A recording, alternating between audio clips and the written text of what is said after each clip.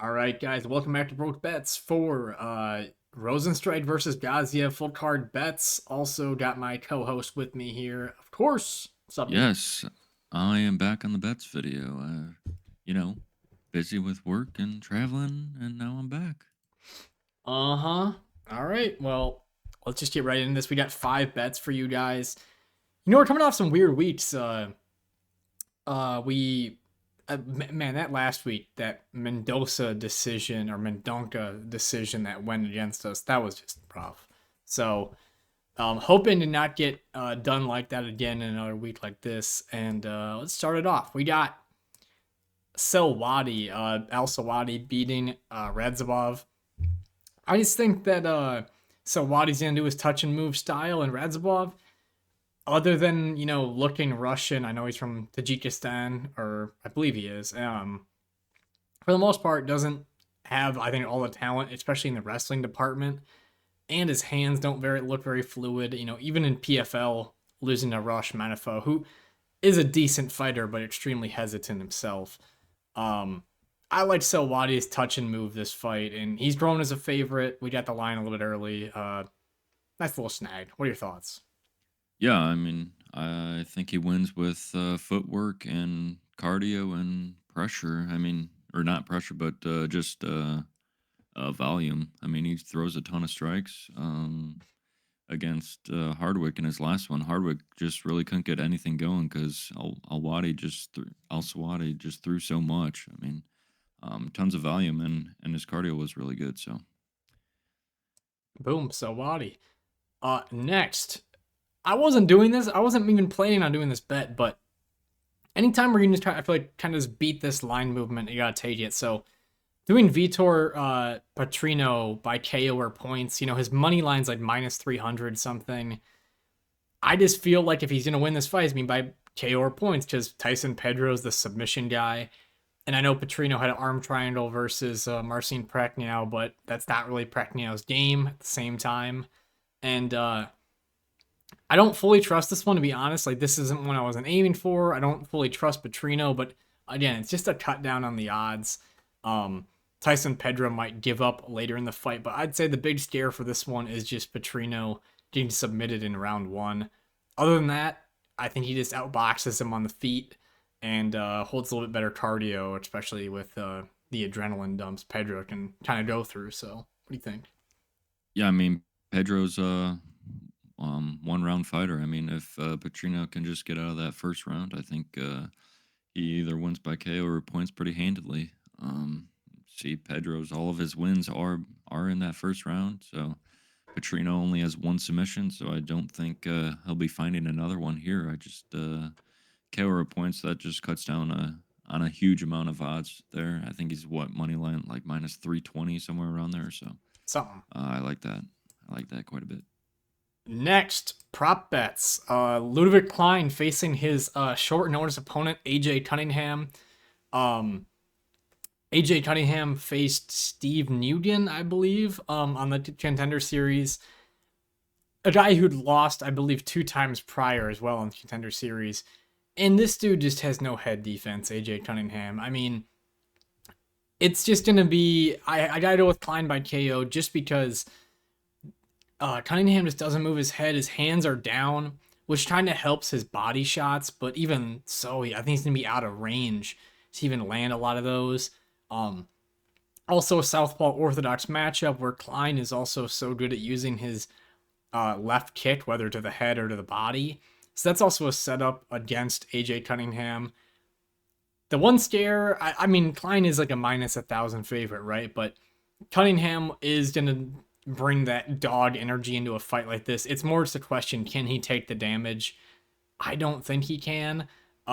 We've seen Klein get broken down before by like Nate Landwehr in a similar situation where he's kind of getting beat up on, and then or he was beating up his opponent, and then he started to slow down. But at the odds it's given on short notice with a given scenario, give me Ludwig Klein by knockout. I know he has none in the UFC, but he's hurting fighters like Mason Jones. He's hurting Ignacio Bahamundes when he's in there. So I wouldn't be surprised if he found a finish.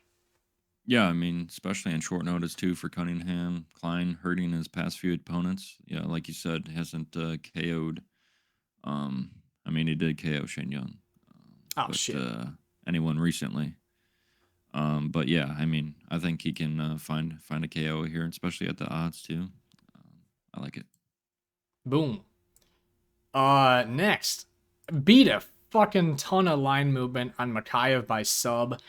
Another fight where I was just like not planning on betting anything, and then you just open up the sports book the day the props come out, and you're like, Makayev by sub is plus 180. You know, he's got 4 straight submission wins, um, or I think 3 in a row, but then of course he submitted Durden as well. So 4 out of his 5 UFC fights. Um, Ending by submission, and Alex Perez being finished by submission, I believe, 5 times. So it's kind of in the writing of the fight. And instantly, as I saw it, I'm like, this doesn't feel like a plus 180. It feels like almost an even money situation. So I hopped on it pretty fast and got a nice line for it. Yeah, I love this for all the reasons that you just laid out. Perez subbed 5 times, and his last 2 fights, he was subbed in both of those early in that first round. Yeah, a Both minute of and a those half fights. So or whatever. yeah, a minute and a half on the Pantoja fight, and then Figueiredo, minute 57. So getting submitted early, I just think Makayev will be able to find a submission at some point. Maybe he'll wait to the third round to do it, but hopefully it gets done early. I felt like his submission defense too against Davison Figueiredo was like extremely bad.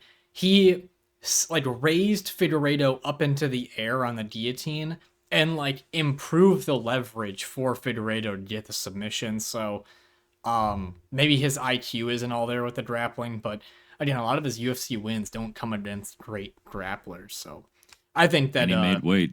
He made weight too, and hopefully he's fighting tomorrow. yeah, That another that still could be cancellation. a worry. Yeah. Then finally, doing Christian Leroy Duncan and Steve Urseg. Now, Duncan could be a little bit more of a risky of a line just because of his wild style and, you know, if he does dump too much energy. But I think Ribeiro dumps more energy. I think Leroy Duncan finds the better shots and he wins a fight, finds a finish. And I like, honestly, either these guys, Leroy Duncan or Urseg, by a finish in this fight, but that lines can kind of hit pretty good, so I'm just gonna stay away from those. Um, and yeah, give me Steve Urseg. Matt Schnell just chin is not reliable. I think Urseg's got the better jujitsu. Maybe not as much the submission jujitsu, at least we've seen in the UFC, but um, the better BJJ overall, I'd say. Maybe better wrestling too. So I like Urseg to easily handle Matt Schnell. What are your thoughts? Yeah, and Ursage's decent cardio, showed decent chin as well so far too. So, yeah, I mean, I like him quite a bit, and same with Leroy Duncan. Barbario's pretty much got 1 round of cardio. I just think Leroy Duncan can take him into that second round, avoid getting KO'd in that first, and just touch and move. He's got really fluid striking. He can throw kicks and strikes from all angles and throw some elbows and knees. So he's got it all. I really like his striking. And then of course other parts of the card. So obviously the 2 fight announcements since our picks video. We never really announced our picks. So Vinicius Oliveira versus Bernardo Silpai. I'm going with Silpai. This looks a much has better hand position, hand defense. More of a point fighter. Oliveira more wild. I'm gonna take Silpai there. And then as we talked about, Klein beating AJ Cunningham. But in the main event, the under seems like a good idea, but there is that thought in the back of my head that Gaziev could wrestle Jairzinho for the first round and maybe a little bit of the second round, and I don't want to risk losing any money there. Um, Not a ton of great spots, at least in my opinion, on this card. So Yeah, I mean only 11 fights on this card, and they're huge favorites everywhere you look on this card. So yeah, it's tough to find spots on cards like these. all right, Other than that, guys, that's what we got. Of course, check out the Patreon. You can beat that line movement as we showed here. I think I already calculated out beating over a unit of line movement, so that's pretty great. And then picks, notes, and all that shit for UFC 299 will be out very soon. So again, more stuff on the Patreon, early bets there, and anything else from you?